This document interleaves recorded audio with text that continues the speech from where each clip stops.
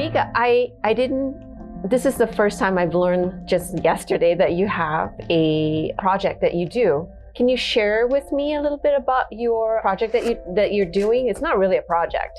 It started, and so how did it start? Helping the community. Yes. 13 years ago, we went down for Christmas to Seattle and started passing out blankets. And it was my kids and my mom. And ever since then, we've been going out every year. My kids would ask, are we going back? And yes, we'd wake up, we'd eat, we'd gather everything, and we'd go down to Seattle. And when people started noticing and my son started telling people what we were doing, they would donate more. Okay. So tell me the name of the Cozy Connections. Cozy Connections is the name of my nonprofit. Yeah. Nice. And it started from the back, the back of your car, the trunk of your car. Yeah. And it just came from going down to Seattle. Yes. Where in Seattle? Occidental Park. And what did you notice when you did that? I noticed that there was a need more than ever because I'm a single parent. When I moved down here in 2006, it was just me and my small little family. So instead of just sitting there for Christmas, I told my kids, let's go down, let's grab everything that we can. We made plates of food, and then we went down and started from there. And my kids literally would say, are we going back? And we would get more. My daughter would gather things that she had, sleeping bags, blankets, and she started noticing the kids out there. Mm-hmm. So she geared more towards the kids, and she's 13 at the time. Okay. And now she is 27. Wow. So yeah, and she would help. My son would help. All his basketball friends would help and come out, and it just got bigger and bigger. More volunteers. So did you started like around Christmas time? So is that all you do? It's like only go out there at Christmas time, or? No, we were doing both. We were doing Thanksgiving and Christmas, but it got to be so much that I gave Thanksgiving to another friend, another basketball friend, and she took it on. And then now we're doing more for the community. So now that I became a nonprofit and a fiscal for ChildStrive, I'm able to do my community more. So Onika, tell me, how has ChildStrive been involved in your nonprofit? Well, Joyce and Penny took me on as a fiscal sponsor. And who are Joyce? So Joyce, who is the controller at ChildStrive? Yes.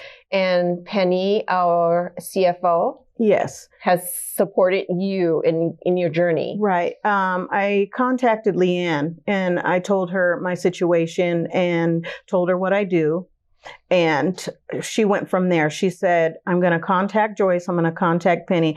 And Leanne is someone that literally is like a warrior. And ever since I told her what I do, she's been there every time I have a function going on, every time. So Leanne Danini, our Director of Administrative Operations, yes, has been your partner and your supporter through all of this. How has ChildStrive taken you on how have we supported you in your nonprofit work in that sense? Well, it gives me the ability to have a nonprofit under ChildStrive. So all my accounting, taxes, everything they take on and they do for Cozy Connection. Oh, yes. I did not know that. Yeah. Well, I learn something new all the time. Yes. Okay. And that has allowed you to operate and as a nonprofit and to be able to deal with some of the legal tax stuff. Yes. What about donations? How does that impact donations? It actually helps even more because now when people donate, they have a tax ID number to have a write-off, or say, now I can donate more, or now, instead of doing it just on Christmas, they can do it more. I see. And right. Which allows you to support the community. Yes, even not more. Just at Christmas, but on a daily basis or month-to-month basis, right. Or during your back-to-school events. Yep. Right. It helps out a lot. 2 weeks ago, we were out here in the rain. And we were serving. We had Shower to the People here. Here at Casino Road. And it was pouring down rain, and we put up a tent. Leanne, I love Leanne. She was with us. She helped pass out everything that we needed. it's just amazing to see what people can do when they come together. Because shout out to the people, the church came from Foursquare and they set up a tent, and we were able to serve at least 20 that day because it was pouring rain. So a lot of people didn't come out. A lot of people don't, they didn't know. Mm-hmm. But to continue to do that, and for me to move forward, that will be going on at least once a month. Once a month? Yes. Wow. Yeah. Okay. Yeah. And here on Casino Road? Yes. This is where? Yes. And so tell me how that happened, though. So you started from the back of your trunk, doing it maybe once a year, and then, Butter, you shared that you guys wanted to do it more. Yeah. And then how did it evolve from just doing it once to eventually doing more for the community?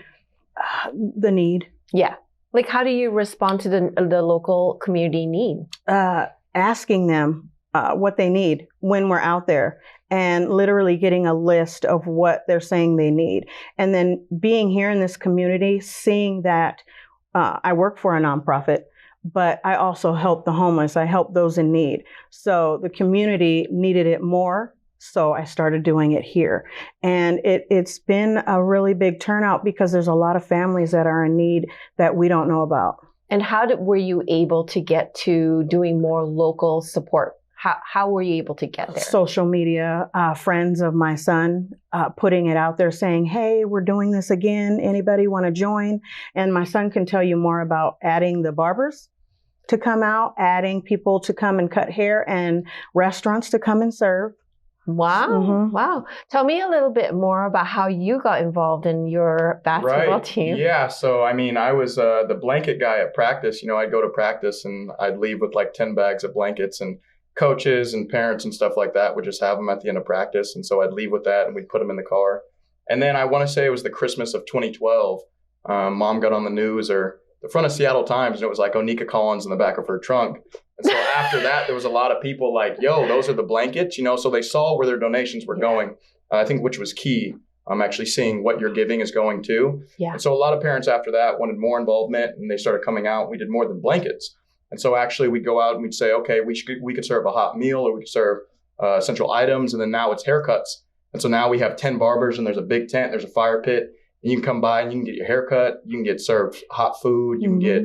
Where is this in Snohomish County or Occidental Square in Seattle? So you're still going down to Occidental Square at Christmas time to get haircuts, blankets, hot food on Christmas morning. Yes, that is so nice. That is literally a tradition to start Christmas. Yes, yeah, and we've had a lot of people that have changed their Christmas tradition to actually going out and serving, then opening up presents.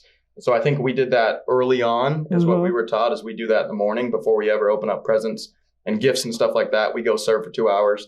Then we come back and we watch a couple NBA games and open up presents. So that's kind of like our Christmas tradition. That is a great Christmas tradition. And so I hear that you're doing more in the local Snohomish County. Yes. And how have you been able to do that? And I know that, Butter, you talked about basketball team.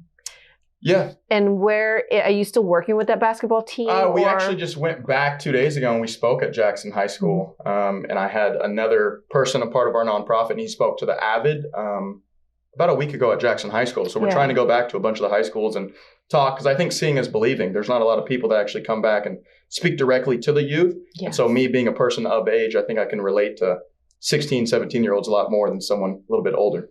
And what's your hope in going out to these basketball teams?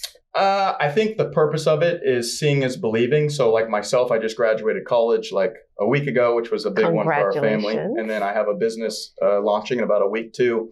So coming back and actually showing these kids like, hey, there's more alternatives in life than just playing sports or doing this. You could have a tech job. You could be a trade skill. You could do music. You could do anything you're passionate about. So I think that me bringing people from my network back to speak and myself speaking directly to kids has impacted a lot of people, because now they're like, oh, I don't have to play sports. Like I can go work trade skills. I can be an engineer. I can go to Boeing. I can go to Microsoft. So I think that seeing is believing. And so that's what we've been doing for like the last 2 months, is going back to Jackson High School, going to Mariner High School, Cascade High School. So I think that's what we want to do moving forward, is like giving back to schools and the education system. So it's really, it's not just about providing blankets and hot food and to the community. I think it was, and then we saw the need for more. Yes. And so in Especially 2020, in our during the pandemic, everyone was having hard times. We didn't plan on actually going out and serving because everyone was at health risk. So we were like, do we still want to go out and serve? And my mom was actually going to Phoenix because my sister had just had her young one. And so everyone was looking at me like, do we still want to do this? Do we still want to go? And we were like, yeah, we still, there's people in need. And so that's when we kind of transitioned into helping normal families because everyone wasn't financially stable. There were people in need. And so the donations we were getting from GoFundMe actually went to helping people with like an electric bill, a car note, rent. Someone donated a car to a family. Yeah, somebody donated we had a car. Donation of a car. There was actually what did he do? He was a mechanic or construction? He was a painter, and it was one of our families. He didn't know how he was going to get to work. The car broke down. It was their only transportation. And this guy, Butter's close friend, when I call my son and my other son, he donated a car. And it brings me to tears because we helped a family continue to have funds coming in because that was his only means, especially during the pandemic. So helping the community, but helping our families more just brings me joy to see that we are able to do that through this nonprofit. So. Right. And Butter, I'm just thinking about the work, the extension of just working with the basketball team is just getting them involved in the community to make a difference in with just blankets. Right. But their impact of learning how to give back and make a difference in such a small way but powerful way, and then how you continue to go back to the basketball team at Jackson High. Have to. And then to the other basketball teams to just even share your experience of how one little step actually makes such a huge impact, not only on our community, but on themselves and how they can make a difference in their community. And I've learned that as of recent. I actually brought one of my best friends that played basketball at the University of Washington, just declared for the NBA draft. He came with me to speak. And so I feel like just sports in general allowed me to add people to my network. Like, hey, I need you to speak to these kids. You come from like a similar background. They'd really appreciate hearing what you have to say. So it's been dope. I had another buddy that came out that plays football at LSU as well, and they were out serving on Christmas. And so for those guys to actually come out on their Christmas mornings, their mid-season, they have workouts, they have stuff like that. For them to actually come out and donate their time and hang out with my family and stuff, I know it means a lot for my mom to see, my friends coming out and serving and stuff like that. So I think I've been blessed with a good network around me where they're like, hey, man, I'll be there on Christmas. Or I've even developed a fundraising party, actually, and there's been a lot of Seahawks that donate signed memorabilia or even in person. I won't share who's directly come out and been a big booster. Yeah, he doesn't like being mentioned in the media, but I met a Seahawks player one time when I was like 14. I asked him for a picture, asked him for an autograph. And it was like 2 days before Christmas, and he came to Occidental Square Christmas Day. And he was like, oh, who's running this? I told him it was me, and he was like, didn't I just take a picture with you? And so I built a relationship with this guy on some, he didn't expect a 14-year-old and his mom to have this tradition. And ever since, he's come out with his wife until he had a kid every year. He's there Christmas morning. He's a donator. He reposts, he shares on social media, and I think that's just great. And it all started with this one wish of just going out there to do good.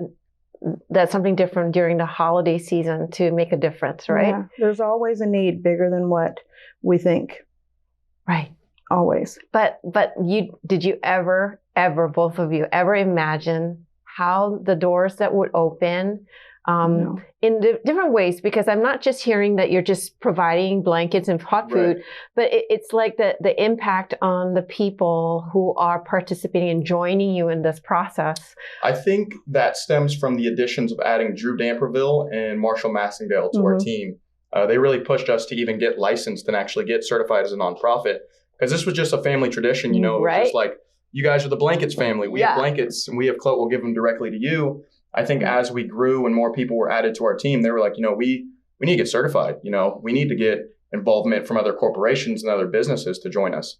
And so I think their involvement really pushed us just even the last 2 years, being in Mom's Ear, let's get certified. Let's do it the right way. Because I think that there's a point to the GoFundMe where you need to be licensed and you need to be legal. Oh, okay. And so I think you didn't know that, did you? No, learn as we grow. Every year, because I'm just doing it to help everybody, that's in need. And hearing that, I'm like, okay, I need to become licensed. I need to be a nonprofit if I want to continue this. So here we are 13 years later, and doing more than ever. Yes. Yes. Way more than, because the impact that you're having on the people involved in your nonprofit also does so much for them, right? Like, yes, just thinking about the work that you do. We've had a lot of people come directly to us or share their experiences. We had one person who was going through a divorce and a tough time, and he told someone on our nonprofit team, he was going through some mental health problems, and he thought he was going to take his life the day of Christmas. And he came out and he said, "You guys saved me." And so sharing that story alone, we were like, that's giving, super impactful for us to hear. This is a really good experience for you. Yeah. All the volunteers are amazing. Yeah. I mean, we have over 150. What? Yes. 150 volunteers? Yeah. Cozy Connection family just continues to grow. Right. It's amazing. Right. And when are you going to do it this year? When are you going to post? When are you going to? And instead of just doing it on Christmas, now I have the opportunity to do it more. How do you promote these events? Instagram. He does the Instagram. I do Facebook. And then speaking with Alvaro from Connect Casino Road. Okay. Seeing what's available here, what room we can use to set up and organize.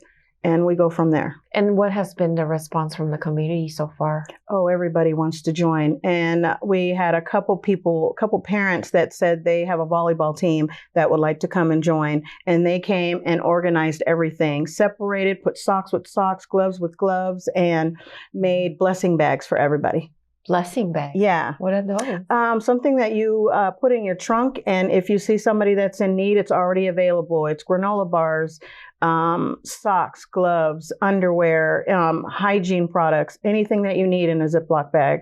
To give out to anybody who might need it. Yes, anybody that might need it. Because you really never know who you're meeting. Yeah. You don't. And they made over, I want to say 100 blessing bags. My gosh. Just from a soccer team. Wow. Yeah. Yeah.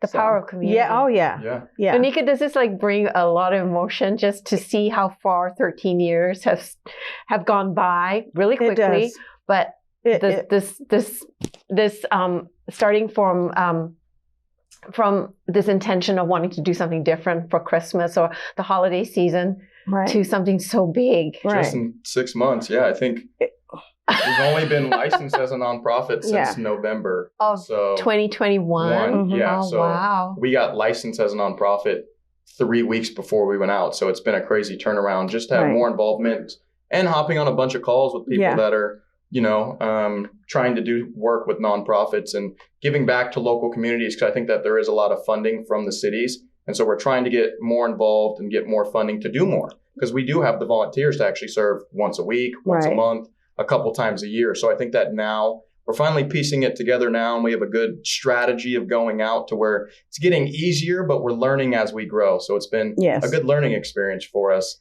13 years so far, but really 6 months of nonprofit work, which is crazy to think about. So it shows you how far we've come with that. Right. Yeah.